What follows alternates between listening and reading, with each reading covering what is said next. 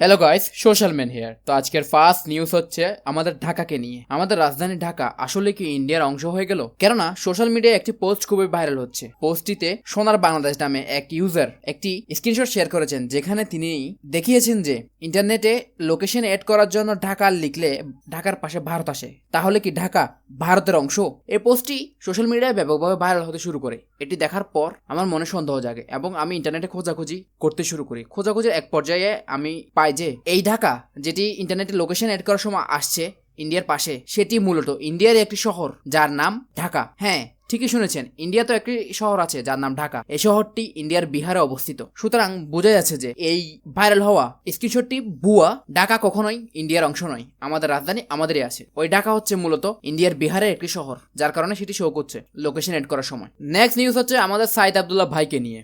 সাইদ আব্দুল্লাহ ভাইকে তো আপনারা সকলেই চিনেন। প্রথমে রাফসানদি ছোট ভাই এবং পরে সাদেক একরর ছাগল কাণ্ডে তিনি জোর কণ্ঠে আওয়াজ তুলেছেন এবং সোশ্যাল মিডিয়ায় তিনি নিয়মিত সব ধরনের অন্যায়ের বিরুদ্ধে প্রতিবাদমূলক পোস্ট এবং ভিডিও তৈরি করে থাকেন। আপনারা সকলে জানেন যে সাইদ আব্দুল্লাহ ভাইয়ের ফেসবুক আইডিটি গত 7 দিনে 4 বারের মতো বন্ধ করে দিয়েছে ফেসবুক, যা সাইবার অ্যাটাকের মাধ্যমে করা হয়েছে। এমনকি গতকাল বৃহস্পতিবার অর্থাৎ 27শে জুন দুপুরে আবারও সাইদ আব্দুল্লাহ ভাইয়ের আইডিটিকে সাসপেন্ড করে দেওয়া হয় সাইবার অ্যাটাকের মাধ্যমে। তিনি তা ফেসবুকে জানিয়েছেন। এই সাইবার অ্যাটাকের কারণে তিনি ফেসবুকে আরেকটি পেজ খুলেছেন। পেজটির নাম হচ্ছে ভয়েস অফ সাইদ আব্দুল্লাহ। এরপরও যখন ফেসবুকে তার বিরুদ্ধে সাইবার অ্যাটাক থামলো না, তখন তিনি নতুন একটি ইউটিউব চ্যানেল খুলেছেন এবং তিনি ফেসবুকের বিরুদ্ধে কিছু কথা বলেছেন। চলুন দেখে আসি ভিডিওতে তিনি কি বলেছেন। একটা ডিসিশন জানানোর জন্য আসলাম।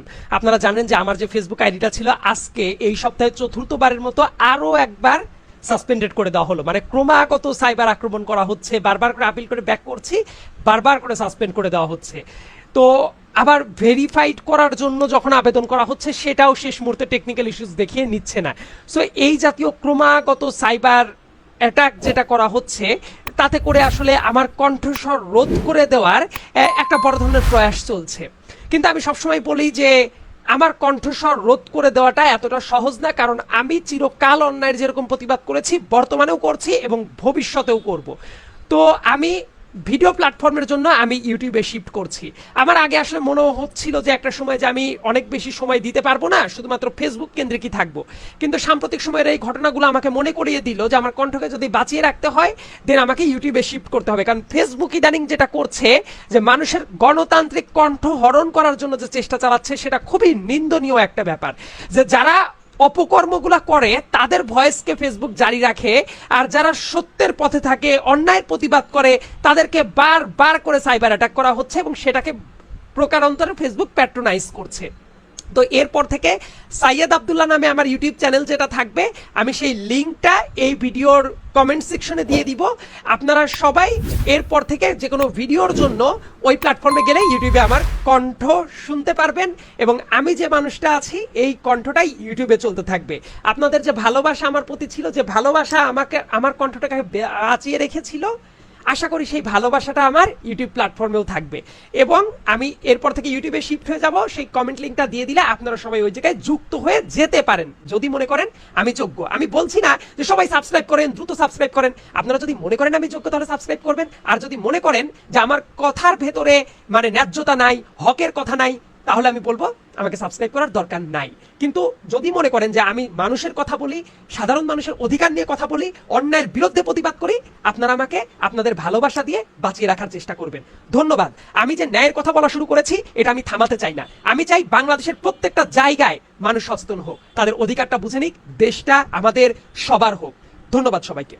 নেক্সট নিউজ হচ্ছে মেহের জাবিন চৌধুরীকে নিয়ে। মেহের জাবিন চৌধুরীর ব্রাজিলের জার্সি পরা একটি ছবি সোশ্যাল মিডিয়ায় ভাইরাল হয়েছে, যা মূলত এডিটেড একটি ছবি। কোপা আমেরিকায় যুক্তরাষ্ট্রের নিউ ইয়র্কে মেটলাইফ স্টেডিয়ামের গ্যালারিতে বসে মেসিদের খেলা উপভোগ করেছেন অভিনেত্রী মেহের জাবিন চৌধুরী। আর্জেন্টিনার জার্সি গায়ে একটি ছবি সামাজিক যোগাযোগ মাধ্যমে পোস্ট করেন।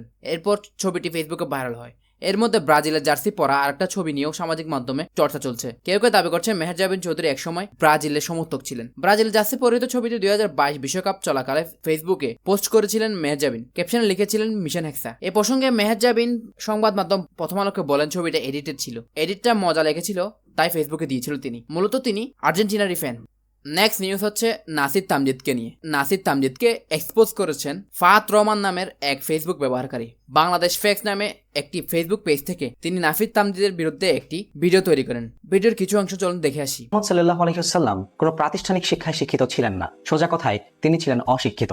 ঢাকা বিশ্ববিদ্যালয়ের ডিপার্টমেন্ট অফ ইংলিশে পড়াশোনা করা একটা ছেলে অশিক্ষিত এবং নিরক্ষরের পার্থক্য জানে না, এটা ভাবতে আমার কষ্ট হচ্ছে। তাহলে নিজেকে মুসলমান দাবি করা একজন সচেতন শিক্ষিত মানুষের পক্ষে মহানবী হযরত মুহাম্মদ সাল্লাল্লাহু আলাইহি ওয়াসাল্লামকে অশিক্ষিত বলা সম্ভব না। পুরো ভিডিওর লিংক ডিসক্রিপশনে থাকবে, আপনারা চাইলে দেখে আসতে পারেন। নাফিস তামজিদকে নিয়ে খোঁচা মেরে আরেকটি পোস্ট করেছেন মাসুম তার ফেসবুক পেজ থেকে নাফিস তামজিদকে হিপোক্রেট ও মিথ্যাবাদী দাবি করা এক ব্যক্তির একটি ভিডিও তিনি শেয়ার করেন এবং লিখেন, মানুষ এত অকৃতজ্ঞ কি করে হয়।